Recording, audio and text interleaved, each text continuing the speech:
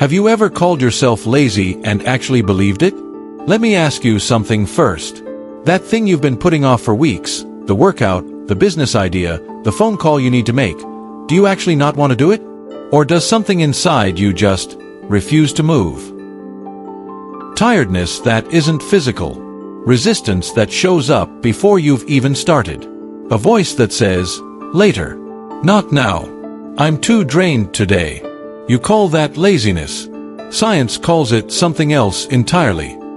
A study out of the University of Calgary followed over 24,000 people and found that nearly 95% of adults admit to procrastinating regularly, and the ones who do it most aren't the ones with less willpower. They're the ones with the noisiest minds. Procrastination, researchers found, isn't a time management problem. It's an emotion management problem. Your brain isn't avoiding the task. It's avoiding a feeling the task creates: fear, boredom, inadequacy, and it will choose comfort over consequence every single time, unless you know how to work with it instead of against it. Here's the part that should disturb you a little. Neuroscientist Judson Brewer, who studies habit loops at Brown University, found that the more you shame yourself for procrastinating, the more likely you are to do it again. Shame doesn't create discipline. It creates a stronger loop. You feel bad, you avoid the feeling, you scroll your phone instead, you feel worse, and the cycle repeats. You were never lazy. You were stuck in a loop nobody taught you how to exit. Daniel Cole was 34 years old, worked in marketing, and had a to-do list that never seemed to shrink no matter how early he woke up. And what an old Aikido teacher named Sensei Kenji Watanabe showed him wasn't a productivity system. It was something underneath productivity, the difference between a mind that drives you and a mind you learn to drive. Before I get into Daniel's story, quick favor. If you're new here, subscribe. It's free, and it means you'll keep getting videos like this that mix Eastern philosophy with what modern psychology actually says about the mind. Drop a like too. It genuinely helps this reach more people who need it. And in the comments, tell me, what's the one task you've been avoiding the longest? I read every comment, and your answer might be exactly what someone else needs to see today. Now, back to Daniel. Chapter 1. The Man Who Thought He Was Broken. Daniel wasn't unemployed. He wasn't unmotivated on paper. He showed up to work, hit most deadlines, kept his apartment reasonably clean. But there was a specific kind of exhaustion that followed him everywhere, the exhaustion of a mind constantly negotiating with itself. He'd sit down to start an important project and somehow end up reorganizing his desk instead. He'd plan to go to the gym and instead find himself deep in a YouTube rabbit hole 3 hours later, disgusted with himself, no closer to starting. He tried productivity apps. Downloaded 4 of them in a single year. Tried the Pomodoro method, lasted 6 days. Tried waking up at 5 a.m., which just meant he was tired and behind by 8 a.m. instead of exhausted and behind by noon. Every failed system confirmed the same story he'd been telling himself since college. I'm just lazy. Some people have discipline. I don't. That story became load-bearing. It explained everything, which meant it also excused everything, which meant nothing ever changed. Then one evening, walking home late from work, he passed a small studio with fogged-up windows and the sound of feet against a mat. A hand-painted sign read, Aikido, beginner's welcome, no experience required. Daniel wasn't looking for martial arts. He was looking for literally anything that might interrupt the loop. He stepped inside. The room was almost bare, wooden floors, a low shelf of folded uniforms, a man in his 60s correcting a student's stance with 2 fingers, barely any pressure at all. When the class ended, the man turned and looked at Daniel standing awkwardly by the door. You can watch, or you can start, he said. No pressure in his voice either. I don't think I have the discipline for this, Daniel said, half joking, half confessing. The man tilted his head slightly. Discipline is not something you have. It's something you borrow from your body until your mind learns to trust it. That night, Daniel met Sensei Kenji Watanabe. Chapter 2. The task was never the problem. In his first lesson, Daniel learned a single fall, how to hit the mat and roll without hurting himself. Just that. For 40 minutes. His mind wandered the entire time. Am I doing this wrong? Is my form embarrassing? Why does this feel so pointless? After class, he approached Kenji. "Sensei, I couldn't stay focused the whole time. My mind kept resisting the drill. Is that a bad sign?" Kenji almost smiled. "It's not a bad sign. It's information. Tell me, when your mind resisted, what did it feel like? Boredom? Fear of looking foolish? Fatigue?" Daniel thought. "All three, honestly." "Good. Now you know what your mind actually avoids. It was never the fall. It was the feeling underneath the fall." Kenji sat on the edge of the mat.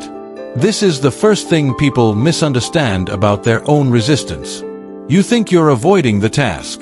You are actually avoiding an emotion the task produces. Boredom. Embarrassment. The fear of doing it badly. The task is only the container." Daniel frowned. "So how do I get past that?" "You don't get past it. You go through it, small enough that it doesn't overwhelm you.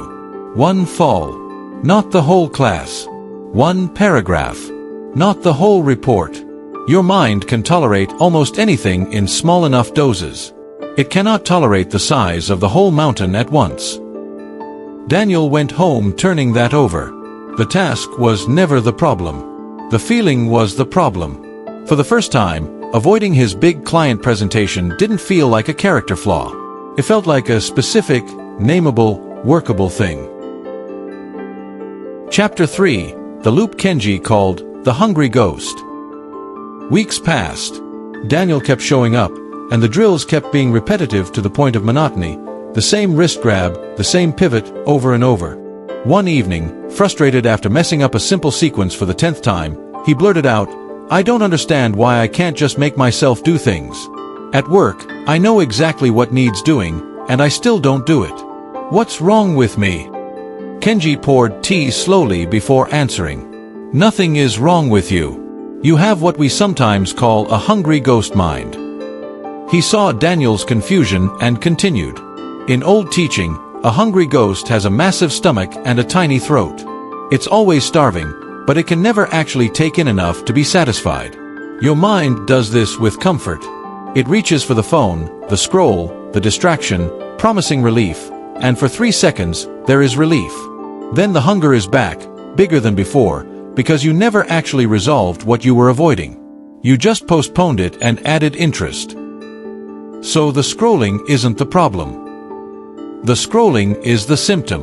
The avoidance is the disease." Kenji set down his cup. "Do you know what modern researchers found when they studied people who procrastinate the most? It's not that they're weaker.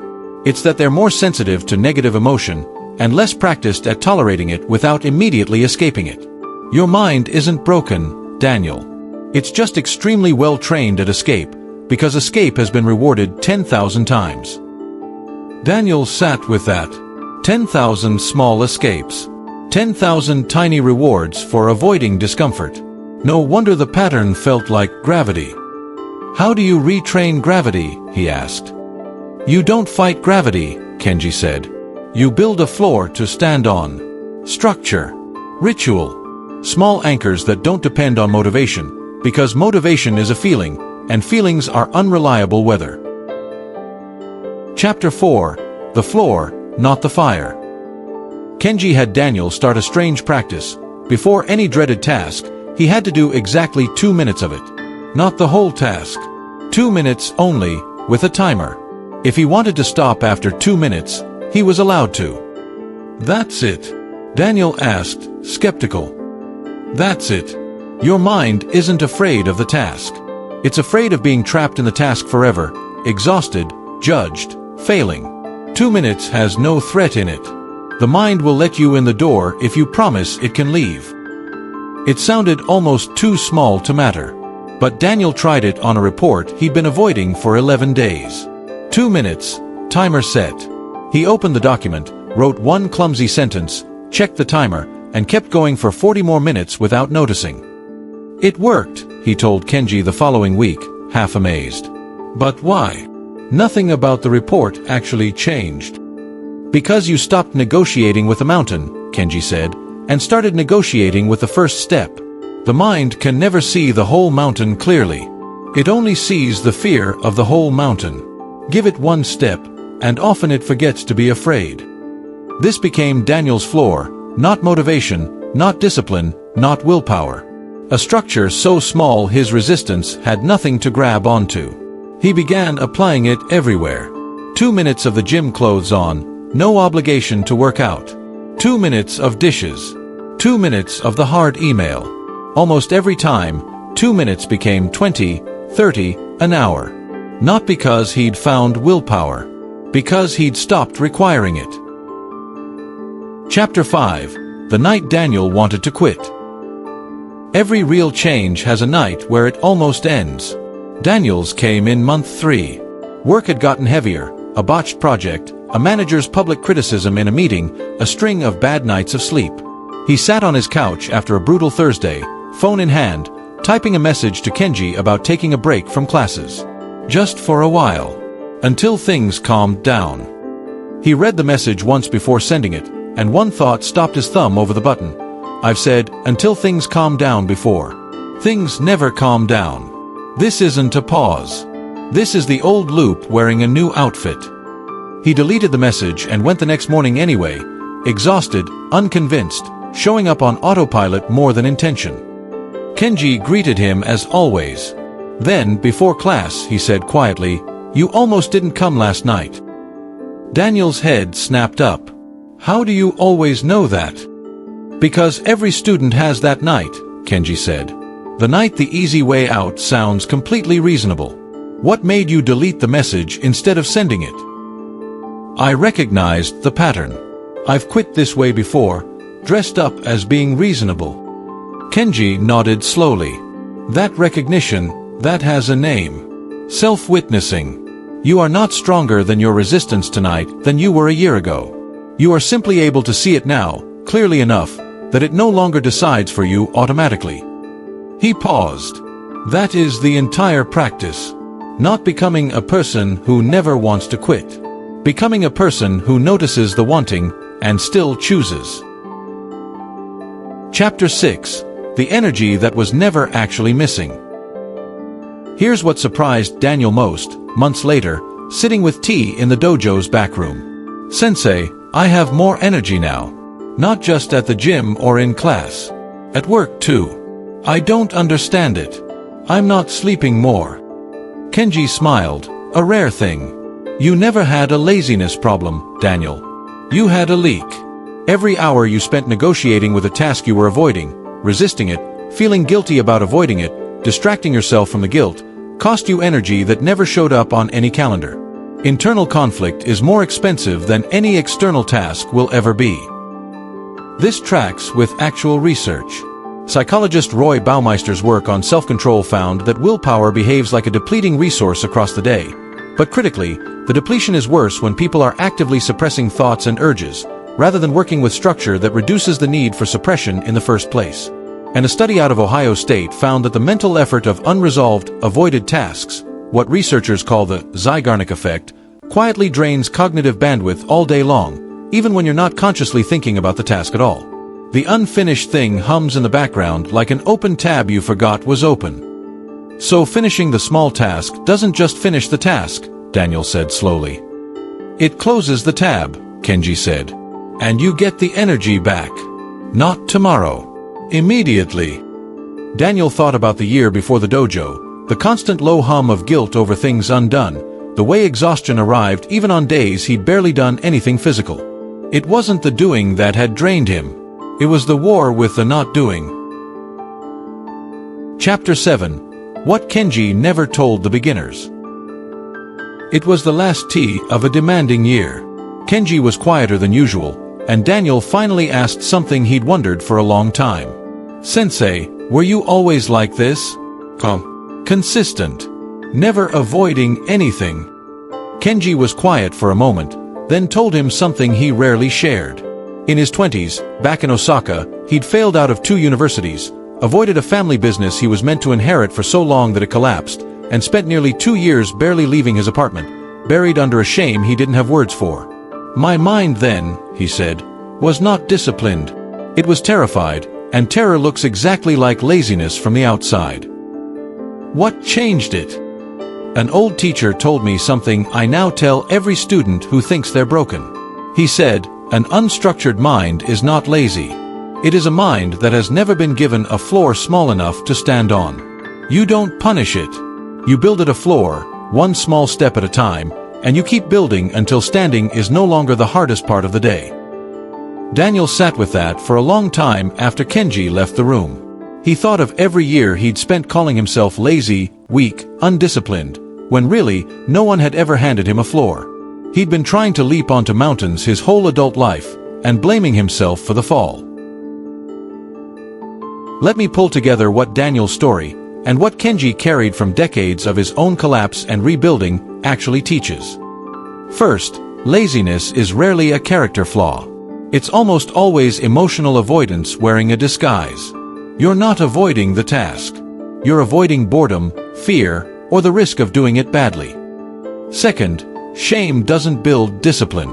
It strengthens the loop. The kinder, more accurate move is curiosity.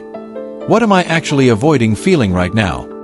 Third, you cannot out-willpower a mountain. You can only make the first step small enough that resistance has nothing to grab onto. 2 minutes. 1 paragraph. 1 rep. Fourth, every avoided task keeps draining you quietly in the background, whether you're thinking about it or not. Finishing the small thing gives you back energy immediately, not eventually. Fifth, the goal was never to become someone who never wants to quit. It's to become someone who notices the wanting and still shows up anyway. So the next time you catch yourself saying, "I'm just lazy," stop and ask a better question instead. What is my mind actually trying to avoid feeling right now, and what's the smallest possible step that doesn't trigger it? You don't need more discipline. You need a smaller door. If this reached you today, it probably wasn't random. Before you go, subscribe if you haven't, it's free, and it keeps this kind of content coming to you. And tell me in the comments, what's the 2-minute version of the thing you've been avoiding? Write it down. Naming it is already the first step through the door. See you in the next one. Build the floor. Take the step. Keep showing up.